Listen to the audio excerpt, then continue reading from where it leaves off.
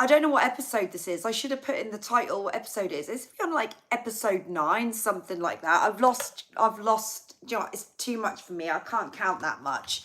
So I'm really, really excited that we are doing a mum's club. And I don't know why, but my voice has literally started going as I started talking. Some of you may be relieved about that. Some of you probably not, because I'm actually having to host this. It's really weird. I did a gig on Saturday night, and my voice, like, I could feel it, like, towards the second set. I could really feel like I was losing power to my voice. And I thought, oh no, like, and I knew that I was feeling quite claggy. Do you know what I mean? It's that time of year and you're feeling like you've got a bit of a cold. And right at the end of the gig, I got through the singing okay, because I guess because you kind of sing from your stomach, so I pushed through it, but I could feel there was not much projection there and it was quite weak. There wasn't a lot of power. And then at the end of the gig, it had like really like got bad, like it was really husky. I sounded like Marge Simpson, so I was trying to talk to Dad in the car on the way home and it just sounded really rough. And then it was okay the next day. I woke up and I was absolutely fine, but I did feel really chesty, you know, like when you feel like you've got like mucus kind of like on your chest, but sometimes you need to cough and shift it, but I'm coughing and it's not shifting and I'm feeling that, and I'm like, oh, I hate it when it's like that in the beginning stages and you can't get any relief. So anyway, I've been feeling like last night I was quite coughing quite a lot, trying to like, I don't know, cough something up, but it wasn't really working. So I was using my inhaler a lot last night. And then like this morning, I've still felt the same. And then I start talking to you guys and the voice feels like it's losing power. But, you know, we're going to soldier on anyway. The show must go on. So I'm just going to try and get on the live chat now so I can follow you. What we're discussing today, everybody, is we're going to be talking about hoarding. So I don't know about you guys, but hoarding is one of my specialities, especially when I was not to the extent where it's like my house is messy, but I'm one of these people that I'm quite attached to certain, you know, like if any of you have been following my channel for a while, you'll know that Tim is really attached to the fisherman, right? So I can get a little bit like a bit of nostalgia and feel like quite sentimental towards things like when it comes to the kids and that. And but Tim will really hang on to some things that are really need getting shot of. But I just think we all have a little bit of it, haven't we? And especially when it comes to our kids. So first drawings, I don't know, like this is going to sound really grim and you guys are probably going to freak out when I tell you this, but I've got a little case. It's all hidden away and it's all stored away in the attic. And it's like, Holly is going to kill me for saying this. But it's only like a little case that you would put your brace in, like when you're a child. And I have got all her teeth that she lost as a kid, because I just couldn't part with her teeth. So I kept her teeth in like a little brace pot almost, and it's boxed away. And I don't know why I've kept them, because I'm never one day going to go, oh, I'll just go and have a look at Holly's teeth, because that's just so not going to happen. But I just can't part with them because they're her baby teeth. I can't do it. So yeah, we're all a little bit like that when we come to our kids. I like to think I'm not the only one that hangs on to children's teeth. Maybe I am. Maybe I'm just a complete and utter weirdo that likes children's teeth. It sounds so wrong. Only my own children. But same with Casper and his lock of hair. I can't get rid of that first curl either. Is there an echo, did you say? Can you all hear an echo? I hope that's not an echo and you can hear okay. Let me just hear. Hang on, bear with. I hope that's not an echo and you can hear okay. Oh, that's okay. That's all right. That sort of echo is fine. Right, I'm going to do some shout outs. I'm going to see who we've got. I know it was only yesterday that we did the coffee morning. So it feels like we are constantly seeing each other and having a coffee catch up. So let's just see who we've got. We've got Barry Coppock, we've got Vera Poole, we've got Craig Cargill, we've got Belvedere, we've got the Foxy Bee, we've got Beverly Marr, we've got Anna Tidmarch, we've got Helen Bosworth, Michelle Butterworth, Elizabeth Copland, we've got Green King Dog UK in the chat as well. We've got Angela Foxwood. Hi Gabby, I still have paper bills back to 1994 and all of my son's artwork, even though he's 22 now. And I still have all his baby teeth too. Yes, I'm not the only weirdo. Thank you, Angela. You just made my day. You just made me feel so much better. Oh, that's good. At least I know that it's all very normal to do that. Hi to Dawn Ackley. Gabby, I have my son's baby teeth in my wedding ring box. It's not weird. Yes, I really am not. There's 2 of you now. It's not just 1, there's 2. Thank you so much. It's made me feel so much better. We've got Penny, we've got K Grand 447, we've got Eugene McGeever as well. Anyway, I will try and keep up with the chat as we go along so that we can all sort of get a little bit involved. So yeah, we're talking about hoarding. Anyone that's just joined the Mums Club, we've got 70 people watching. Please hit the thumbs up and share the love. So we're talking about things that, you know, we are hoarding from our children, our childhood. And I was saying yesterday on the coffee morning, oh, Vera says, I have Maisie's first tooth. Brilliant. Craig says, I have my son's first lock of hair. Oh, yeah, but that's not a stranger's teeth, is it? Leanne says, Gabby, my friend has her son's chicken pox scab that he picked off when he was 3 to 4. He's now in his late 20s. Are you joking? Is that a joke? That's not, that cannot be real. Leanne, is that a joke? That can't be real, is it? Penny says, I have my first tooth and curl. Oh, nope, she really has. Oh no, that's extreme.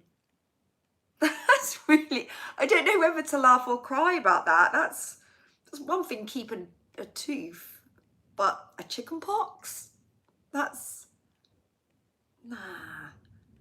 That's just an absolute game changer, that one. I kept my horse's head collars. For your horses, head collars. What? I don't really know what head collars are that go around horses, but sounds cool anyway, Bev. Debbie says, hi Gabby, my son found his school reports from nursery and year 3 reports and awards, and he reads them to me. It's so cute. Ah, I have my son's first pair of shoes. Kay Gran says, I have Holly's and Casper's as well. I think that is pretty standard. I think you have to keep them. I think you have to. When it comes to hoarding, I think we've got to hoard those. I think that's important. Vera says, is there a car outside yours beeping, or is it my end? Nobody beeping here. No one beeping here, Vera. I don't think so. There was earlier though. Debbie says he's 11 now. Craig says, I have a recording of my son's baby voice. Oh, that's cute. I think nowadays though, with phones, I mean, that's what I love about doing the like YouTube and having Casper in my vlogs. I can always look back and see him as a baby, and that moment's there to treasure. Like my mum and dad, they didn't have like camcorders or anything when I was little, so they can't go back and see anything of me. They probably wouldn't want to, because I heard I was a nightmare anyway, but they can't go back. So it's really nice that we have these gadgets so we can actually like keep hold of these moments. And I think when it comes to objects, I think in the past, objects were really, really special because we didn't have camcorders. So it was like photographs and objects, wasn't it? And now we've got camcorders that can capture, well, phones, obviously, with video recording on them. And I think that we can capture so many moments, can't we? So, yeah, I think times are different now. I think it's easier to throw things out, but there are still some of us that just keep hold. Beverly says, still have the dog bowls too. I use them at the kiosk. Well, at least they're being used, so it's understandable that you keep hold of them. Victoria says, I kept my baby teeth and my mum and dad have the outfit I wore on my first Christmas. Oh, that's so cute. That's so cute. And that's totally understandable as well. Cherie says, I have my dog's baby teeth. Oh my God. Well, if you're keeping dog's baby teeth, then I really don't feel bad about keeping Holly's. Monica says, I have my son's drawings and paintings, not all, only the good ones. Yeah, and I think that's what you've got to do, isn't it? Keep all the, it's like I was saying yesterday in Coffee Morning, I was saying that like Casper came home with like a line that was drawn and I was like, oh, I can't throw it because it's Casper's drawing, and it's like, but it's a line. I can get him to draw a line right now if I wanted to. So like some of them I've kept hold of, some of them I haven't, you know, because there's got to be, I mean, there's got to be an end to it in some respects. You can't keep absolutely everything or you'd go completely insane, I think. As I've got a little story that I found on Google, and when I read the story to you, you'll see what I'm talking about. Craig, thank you so much. Gabby, can I suggest for Coffee Morning Halloween theme, we could dress up and send you photos? It's not a bad idea, that, Craig. I like it.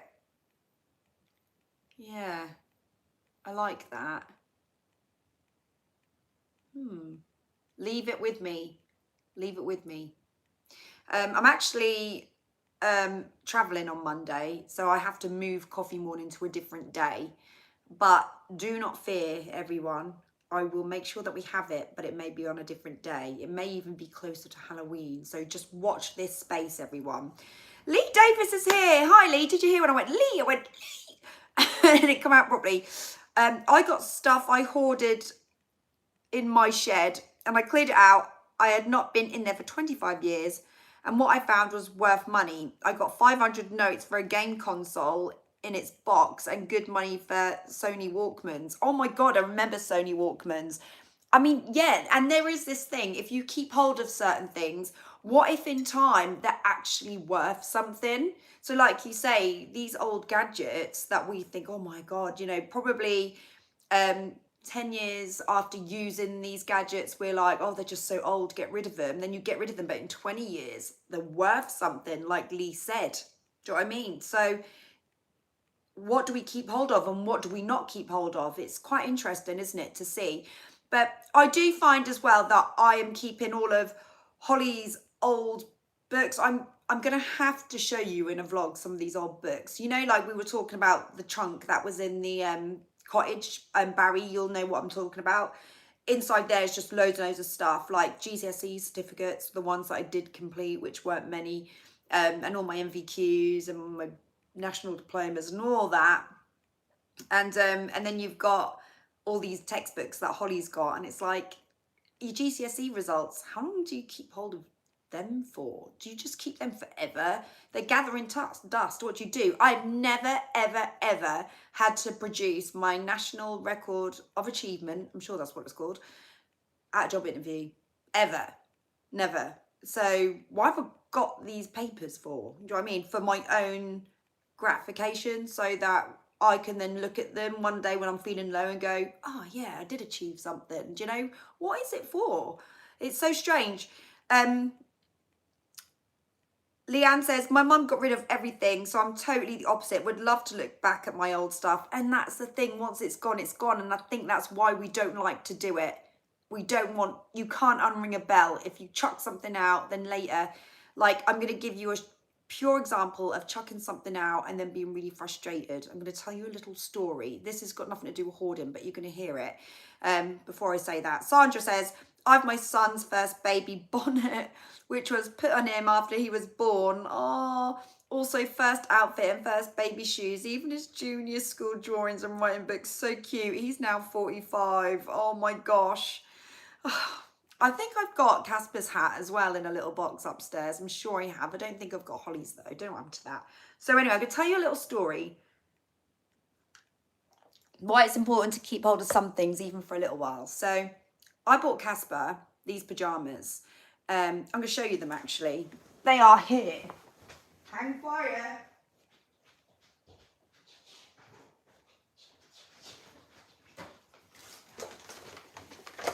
In fact, I didn't buy them. Tim bought them, but we were together. But Tim bought them. So we bought these and we thought these were so lovely for autumn, these pajamas. And these were from Peacocks. And they are velvet with these little bears on them. And they're just so cute. And we were like, oh my God, they're going to look adorable on Casper. So Tim buys them and we get home, take the tags off them like you do. Well, Tim did. I didn't even know the tags had come off. So Tim pulls the tags off them, puts them on Casper, and I went, they don't fit. They're too small. They're riding up his leg, and they come in halfway down his bum. I said, they don't fit. They're going to have to go back to the shop. And he went, well, I don't know what I've done with the receipt. And I thought, well, that's just typical Tim. He's probably even said, when they've said, do you want a receipt? He's probably said, nah. Do you know what I mean? Because that's just Tim. And I thought, it's okay. I don't want a refund. I just want to go back in the shop and I just want to swap it for the next size up. And I went in there yesterday and said, hiya. I said, I bought these pajamas. Well, I said, my husband's bought these pajamas. I said, we don't have a receipt, but I only want the next size up. Could I just switch them over? And she said, you don't have your receipt? And I was like, no. She went, I can't do that, I'm afraid. And I was like, oh, I don't want a refund. I said, I just want to switch the size. And the pajamas on the rack were staring right in front of us at the counter. And she said, no, I can't do it. And I said, well, in theory, I said, these are his age, but they're coming up small. So in theory, Peacock sizes have come up a little bit small. So I think you should exchange them. She said, no, not without a receipt. And I said, so what do I do with these now then? These pajamas that I've bought, well, my husband's bought with our hard-earned cash, and we just want our son to have his pajamas. What do I do with these now? She said, nothing. No, she didn't say anything. And she just went, nah, and shrugged her shoulders.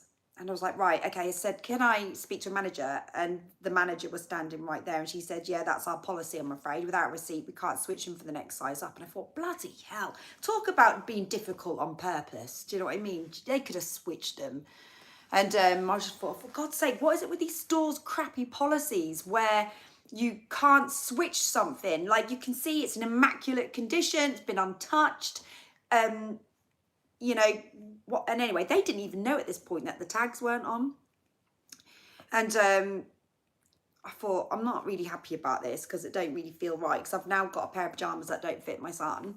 And again, it's not the money. I would honestly buy them. I would have bought these pajamas, like, not a problem. But it's principle of the fact that they're just being shitty for nothing. Do you know what I mean?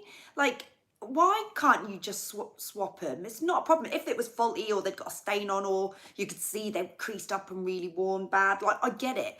But they're literally just been tried on, folded back up, put in the bag. And anyway, won't do it. Didn't even, but they, as far as they're concerned, there's a tag on these as well. So they wouldn't do it. So I said, can I have your number for head office? And I rang up head office when I got home. I was on hold for 20 minutes. That's 20 minutes of my life I'll never get back. But I spoke to a woman called Sandra from head office, and she said they shouldn't have done that to you in the shop. They should have, if that had the tags, they should have switched that for you.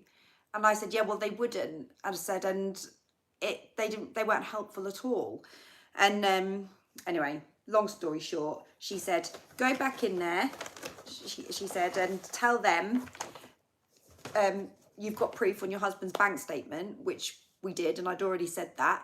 And she said, and tell them you spoke to Sandra, head office, and that you're allowed to switch them. And she said, and if there is a problem, that they need to then contact me, and we may be on hold for a while because there is like a long hold because there's high demand or something like that, she said. But they can call me and I'll speak to them and I'll let them know over the phone. And I was like, oh, great. And then I thought, right, I'll go and change them today, actually. And then I thought to myself, shit, I can't, because there is no tag on them. And I just thought, do I risk it for a biscuit and go in there and say, look, I've been told I can switch them, but the truth of the matter is, I didn't tell head office that their tags are taken off them, because Tim did take the tags off. So I don't know what I'm going to do with these now. But anyway, the moral of the story is, keep hold of your tags and keep hold of your receipts. So sometimes hoarding onto things like that is important, because otherwise you could end up with a beautiful pair of pajamas that nobody can use for nothing. Do you know what I mean? So Helen says they have to change them, it's customer rights. Well, I'm not sure if that's the case if the tags have been removed. Can they still change them if the tags have been removed? Do you know that? Oh, Barry, I would have sent you them in the post if you don't fit you. I would have bought them, then use the receipt and get a refund on the smaller size. That's not really bad. That's a really good idea, actually, Bev. That's a really good idea. Yeah, but does the receipt have like a code on it that matches the item? So otherwise, can you do that? Can you actually do that? Craig says, are you buying another pair? I was literally like, I walked out of Peacocks yesterday. I felt so, I genuinely feel that the women behind the counter enjoyed it. I really do. I mean, unless it's just me taking it way too personally. But even Holly said, she was smirking. And I was like, I'm so glad you said that, Holly, because I felt like she enjoyed that too. And because Holly was thinking the same thing as me, and I thought, it can't both be right. But anyway, they should have changed it apparently. But so you've got to bear in mind, head office have said they should change it. They don't know at this point, there's no tags on them. So, you know, we didn't even get that far. So they should have changed them, really. Pop them on the marketplace, Colour and Chat with Joanne says. It might have to be the case. Beverly says the code will be the same. Oh, maybe I could do that. Let's hope they don't watch the Mums Club, or they'll know what my game is. I hope that nobody that works at Peacocks is watching Mums Club today. So anyway, this is the moral of my story is keep your receipts. Some things are just so worth keeping hold of. Otherwise, you could end up with a pair of pajamas on your hands that you can't use. We've got up to 88 people watching. Please hit the thumbs up and share the love. Right, I'm going to read you a little story that I found online of a woman who was hoarding. This is insane. Sit comfortably. Hopefully you've got your cups of teas and your coffees. You're going to like this one, because I was doing my research on people hoarding and that, and I saw this story and it was on the BBC, and I was like, I've got to read this to you guys. It's just got to be done. So here we go. The title is Hoarding, Mum on How Condition Nearly Ruined Her Life. It nearly ruined her life, man. Right, okay, so here we go. Millions of people in the UK are believed to be hoarders. Research suggests about 3 million of us have unhealthy behaviours around keeping hold of clutter, but only a small fraction of those affected ever get help. BBC News speaks to people trying to beat the urge to keep, and the groups committed to helping them. Oh, for God's sake. Hang on.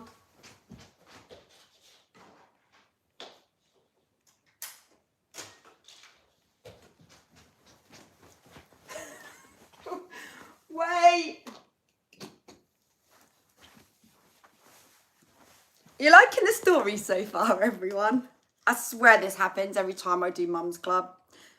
Okay, we're back in the game. Right, here we go.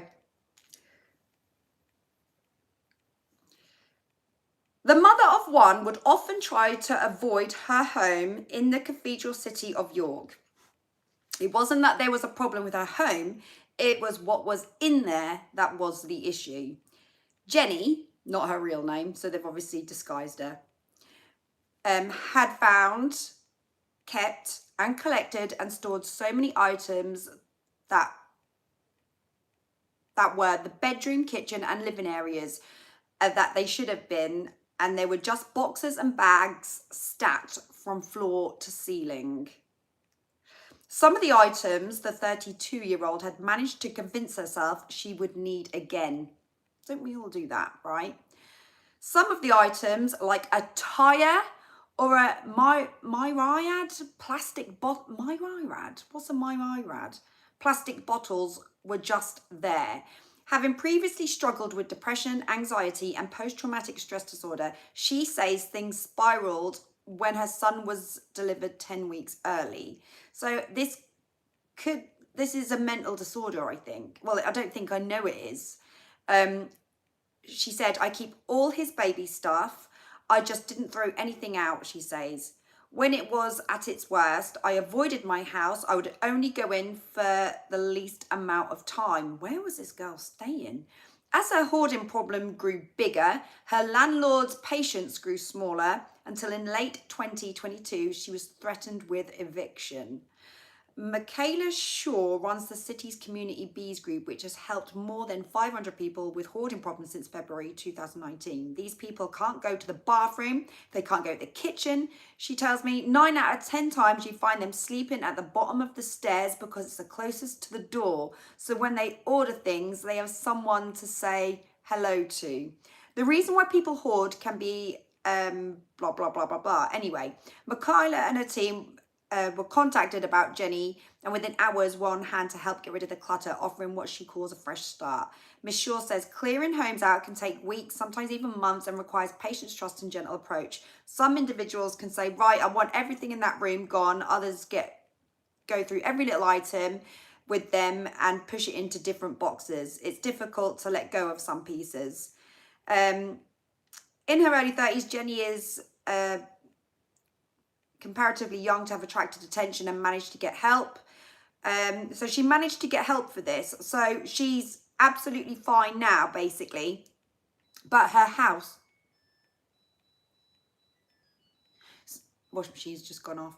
But her house was unlivable because she had kept loads of stuff. And I assume it was because she had this mental health disorder where obviously the baby had been born and it was such a precious moment. She wanted to keep everything that was attached like to that moment with the baby. And then I think the illness then sort of developed from that point onwards and snowballed. And that's basically how these like anxieties, obsessions, OCD things, this is how they all come about basically. So yeah, if we don't clear the clutter out, then unfortunately we can get ourselves into some sticky situations, can't we? We can indeed. So anyway, I have got some tips for you. Right, so before I do the tips, I'll just see what you guys are saying in the chat. Oh,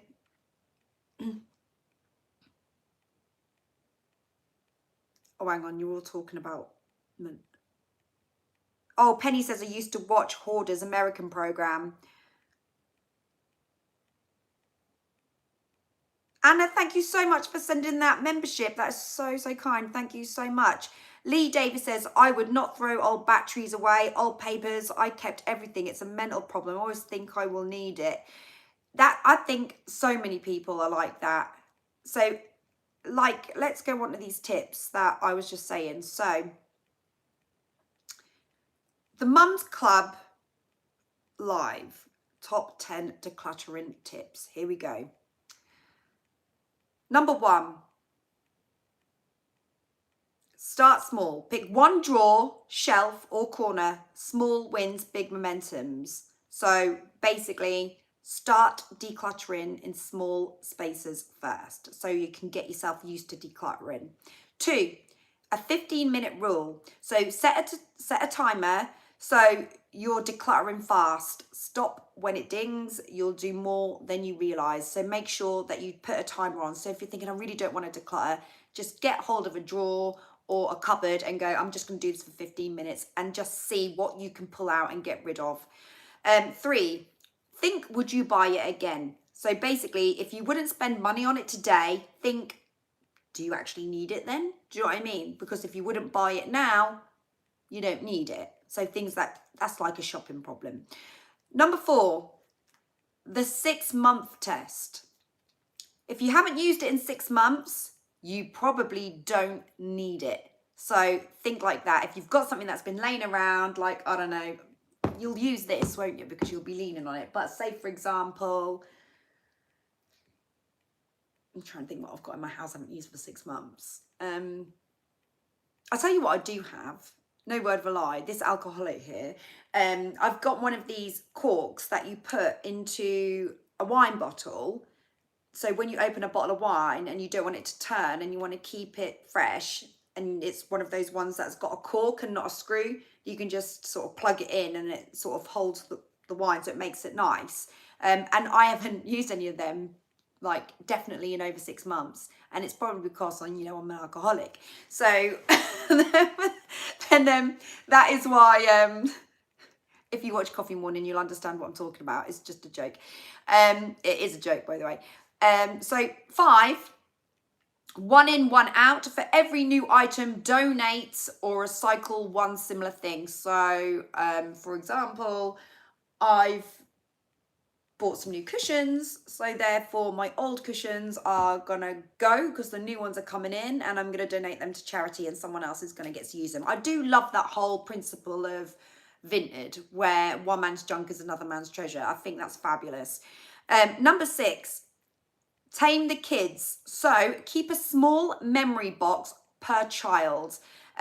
And don't keep all this bulky artwork and stuff like that. Just make sure you've got one little keepsake box per child. So things like we were saying, baby shoes, the curl motif, the chicken pox, the first baby's hat, whatever, keep it in that keepsake box, and then you've got those precious memories that are all there. And don't worry about the bonfire night painting that's got just a couple of stripes on it, because you've got your little keepsake box there to look back on. So think like that.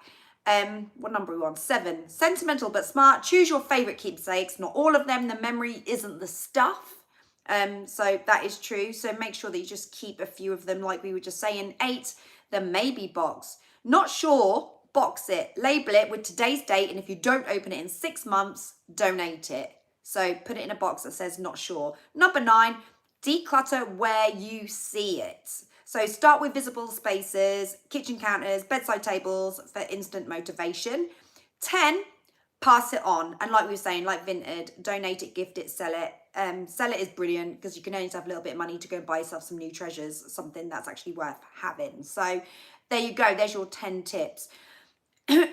But there are lots of different things that you can do to try and get yourselves motivated for decluttering. But it isn't healthy to sit in a house that is full of stuff. It isn't healthy. And when you do have that declutter, you do feel absolutely amazing about yourself. You feel like you can just breathe again. Do you know what I mean? And yes, there are people that have suffered with mental health when it's come to hoarding, and I can understand so easily how that can happen because we all have got a little bit of it. So I can understand how it can get out of hand, but you don't want it to be in a situation where you can't move out your house. Do you know what I mean? Like, or I can't get to my kitchen sink because I've got boxes of this and that and blah, blah, blah, blah, blah. So yeah, try and declutter what you can and just remain sort of positive. Do you know what I mean? It gives you that positive space. Look at me. I'm like an acne aunt. But what I wanted to say, talking about positive spaces as well, when we were talking a few weeks back, we were talking about labours and stuff like that, and we were saying about how difficult our labours are, and it's got nothing to do with hoarding, but it has got something to do with positivity. I just wanted to read this to you guys. This is just gonna give you some like good vibes for today and for the rest of the week, because if you're new to the Mums Club, we try and have like a different subject every week when we're talking about it. And we were talking about people's labours and how extreme they were and horror stories and blah, blah, blah, blah. And Marjorie Stevenson sent me a lovely email, and I just want to read this out to you. Hi Gabby, sorry this email is so long. You shared so many amazing birth stories today on the Mums Club. My heart truly goes out to all of those who have had difficult births and losses. You asked for some of our unique birthing stories. Here is mine. My first son, Chris's birth was much like yours with Holly. I was in labour for 7 hours, no pain, meds at all, and fairly quick birth. My second son's birth, however, was not as easy. His story was a miracle in many ways. I had a couple of very difficult miscarriages before becoming pregnant with him. I was put on bed rest for a few months And after 24 hours of labour, my son Richard was born 3 months premature. He was a wee little infant weighing only £2 6 ounces. He had a heart/lung operation at 1 month of age and was not expected to survive. He was in the hospital for 5 months. He came home on Thanksgiving Day. Richard was on oxygen for over 6 years. He has been on a long health journey. It has been a long health journey for him. He's now an adult. He still has some health issues and was diagnosed with Asperger's syndrome, which is on the autism spectrum. But he's an amazing young man. We have more strength in us than we think possible to weather these storms for life.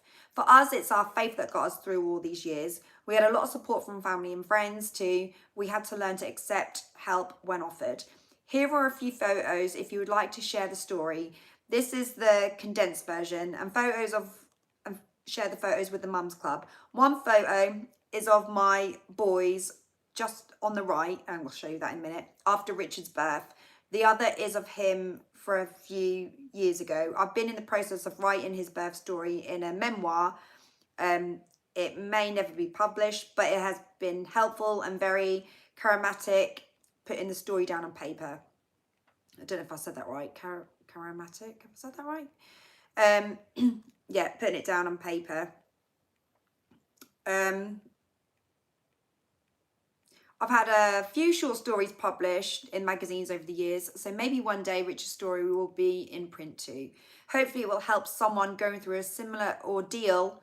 Thank you for the Mums Club. It's nice hearing that issues mums and dads are having today with raising their children. Those who are seasoned parents can also share some wisdom from their experiences. It seems that issues with parenting are pretty much the same no matter where you live. It's a journey that doesn't end when the child becomes an adult. Love to you all. I think that is so lovely that Marjorie has sent that story in for us all, because it gives everybody that bit of hope. Do you know what I mean? We all have these difficult times, but she's a survivor, and she sent these lovely pictures in, which I'm going to share with you. So this is her 2 sons. Sorry, you can see the ring light there. I do apologise, but I just wanted to show you these pictures. And this is when her baby was born. So this is when they were going through difficult times. There we go. So that's that one. And then this is the picture of Richard today, fighting fit. So here he is, a dashing, handsome young man who is fighting fit. Look at that. What a survivor. Just gives everyone that little bit of hope, doesn't it? And I think that's so, so important in life, that we all have a little bit of that, you know. Did you manage to see okay? I know, Vero's so, so tiny. So tiny. But, you know, it is a beautiful story, you know, and it gives people hope. And I really like that. I think these things are so worth mentioning, and there was no way I was going to get that email and not share it with the Mums Club, because there are so many people I know that have had traumatic experiences with, you know, their babies and stuff like that, and just in life in general. Life can be really, really tough. It really, really can.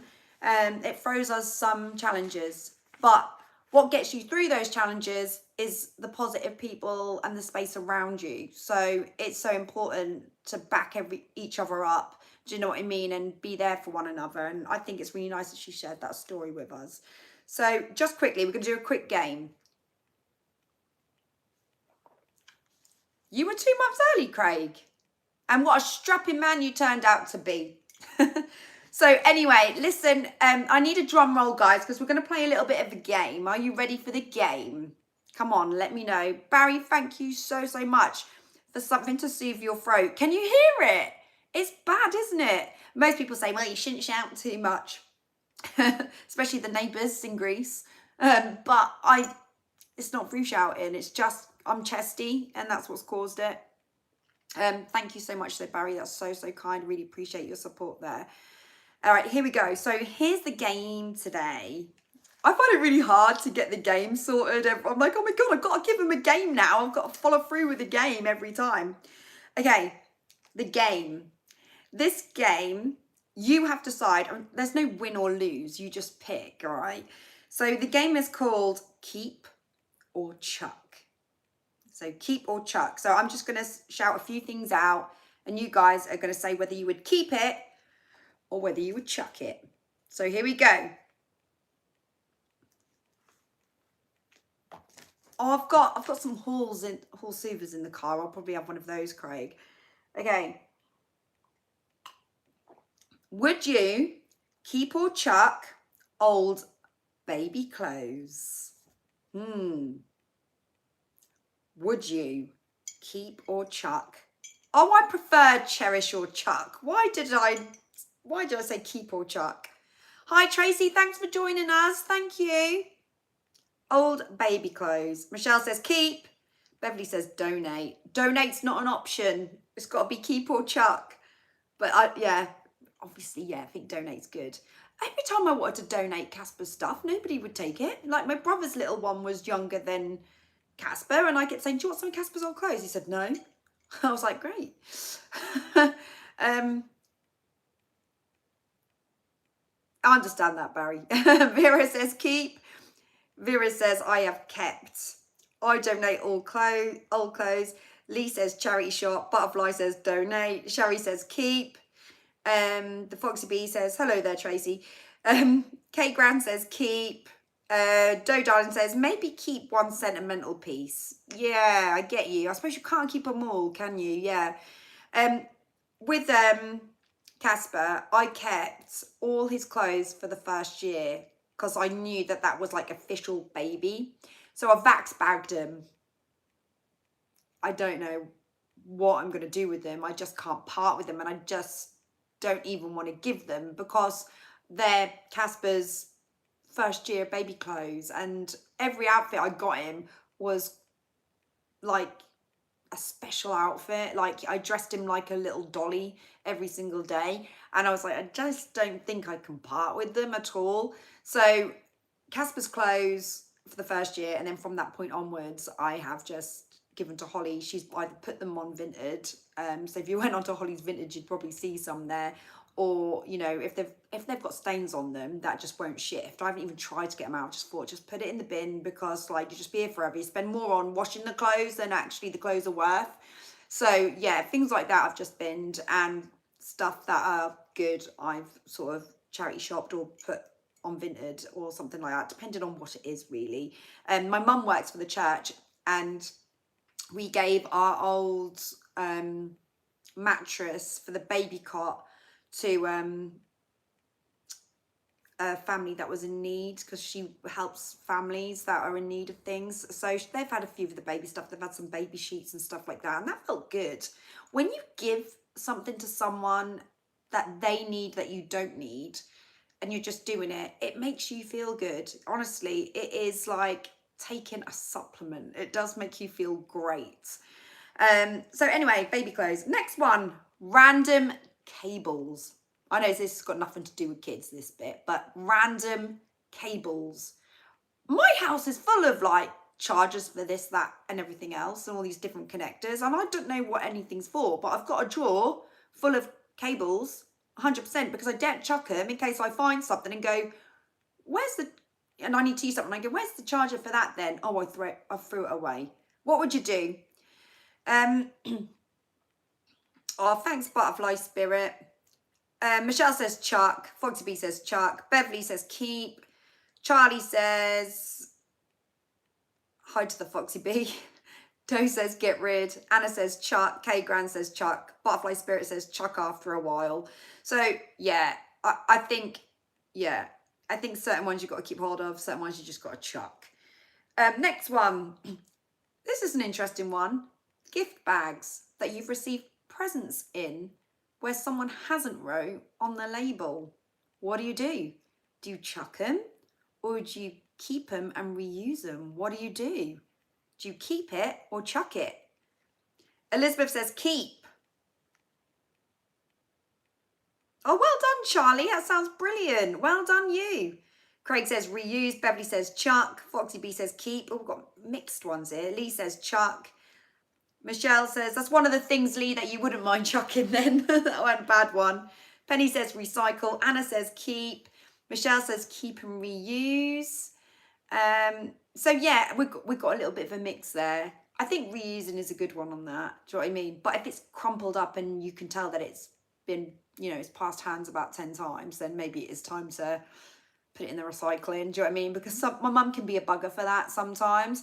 Like when it's my birthday, she'll give me like a bag with something in it, and it's like you can't even see the colour of it because it's so old and crumbly and that. And I've gone, oh, good one, mum. But my mum's like, well, back in our day, we didn't have much money. You did have a card shop though, right? So, yeah. Next one. I don't know your thoughts on this. This is going to be a bit mixed, I think. Kids' schoolwork. So like projects, paintings, kids' schoolwork. Do you keep it or do you chuck it? Let me know your thoughts. I think Michelle says keep some. Colour and Chat with Joanne says chuck. Foxy B says not applicable. Beverly Marr says chuck. Lee Davis says keep. Penny says chuck. Helen says chuck. Dawn says keep some, but not all. I like that. Yeah, I agree. 1234 says keep some. I agree. Craig says keep. Vera says keep some. Yeah. Butterfly Spirit says listen to your heart and cherish some of it. I like that saying. That was beautifully said. Yes. Listen to your heart. So if your son comes home and they've drawn a line on a bit of paper, and although, it's given to you with love, remember, it's probably given to you because the nursery just feel like they need to give you something, rather than the fact that Casper actually drew that line going, I hope my mummy likes this, because he probably didn't. He probably just went, shh. You know what I mean? So there's no sentimental value in it. Chuck it. Be brave. Do it. And then last but not least, I really want to know everyone's thoughts on this. Sentimental jewellery that's gone a little bit rusty. So not really wearable, but sentimental because somebody has bought you it. Let me know your thoughts on that one. That is the last one. Let me know your thoughts. Monica says donate. Can you donate? 1234 says keep. Barry says keep. Butterfly Spirit says cherish. Anna says keep. Michelle says keep. Craig says keep. Foxy B says keep. Lee says cheap crap, bin it. Colour Chat with Joanne, be brave, chuck. Helen says keep. Dawn says chuck. Ooh, we're getting interested. We're having mixed feelings. Vera says some jewellery. Cherie says keep for sure. So it's interesting, isn't it? Because Tim has bought me some really lovely jewellery over time, probably like in our earlier days when we couldn't afford like expensive jewellery. Well, we can't really afford expensive jewellery now. Probably my engagement ring is probably the most expensive thing I've got. But when I mean, for example, say like a birthday and he's gone to somewhere like Warren James and he's picked me up a pair of earrings and they've probably cost about 20 quid. And they're kind of looking a bit shabby now. Do you know what I mean? Because they're, coming up for 15 years old. But because it's something he bought me with love, it's not wearable because it's looking shabby, but he's bought me it with so much love that I can't part with it. Do you know what I mean? And I have got a jewellery box full of this stuff from the early days that I can't part with. My dad gave me my grandma's watch. I'm not gonna lie, right? I'm just gonna be blatantly honest about this. I never even saw my grandma wear this watch. So I don't know why he gave me it, but it was almost like, you're the treasured one, you got the watch. And I was like, oh wow, thanks. I don't remember my grandma wearing this watch. But cheers. But it's not my style. I'm not gonna wear it. So it's just in the jewellery box and it's just sitting there and it's of no value. I definitely don't think it's of value because my grandma was one of these women that would just get like dress up jewellery and just look good, but it wouldn't be expensive. She always looked good though. She bloody well did. But she never had the most expensive jewellery. So I don't think it's of value, but it's a sentiment thing. but this watch is just going to sit there. You know what I mean? So it's a tough one, isn't it? And I love my grandma. I'll do anything for my grandma, but I don't know what to do with this watch. I don't know why I got the watch. Yeah, absolutely, Vera. Everything he buys. Well, no, not everything he buys me. He buys with love. No, he don't. He bought me a pair of pajamas from Select that was size 16. That was not bought with love. No, because if that was bought with love, you would have checked the size. Because I went into Select to change it, and just like Peacocks, they wouldn't change it, and that really was their policy, head office or no head office. And so for that matter, I'm out. I am not shopping at Select ever again, and it just so happens they've closed down. Wonder why. So those pajamas, they were not bought with love. And then it wasn't this Christmas, I think it was the Christmas before.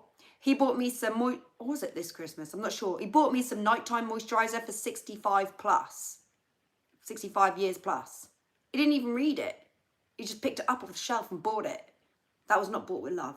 Love is when you think about something. Do you know what I mean? Chucking money at something doesn't mean it's bought with love. Love is when there's some thought behind it. Do you know what I'm saying? But I used the moisturiser anyway. It seemed to be okay. Do I look 65 yet?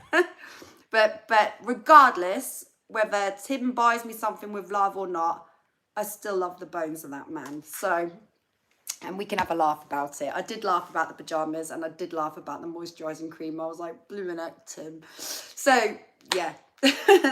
Anyway, that wraps our Mums Club for today. I hope that you've all really enjoyed it. If you have enjoyed Mums Club, please hit the thumbs up. Please subscribe to the channel if you haven't already subscribed. And please hit the notification bell. Just got that out. Please hit the notification bell, because if you hit the notification bell, you'll know when we're going live, when we're premiering, and you get to find out what's going on, and you can just get involved. You can get involved. So, ladies and gentlemen, thank you so much for tuning in. Just to let you know, I will be premiering tomorrow night my 24 hours in Ireland. Yep, when we stay at the castle and I try my very first Guinness. First Guinness in Ireland. I have had a Guinness before, but it was the first Guinness I'd had in Ireland. So, take care, everyone. Enjoy the school run. And if you're not on the school run, just enjoy Countdown. Is that still on these days? Take care, everyone.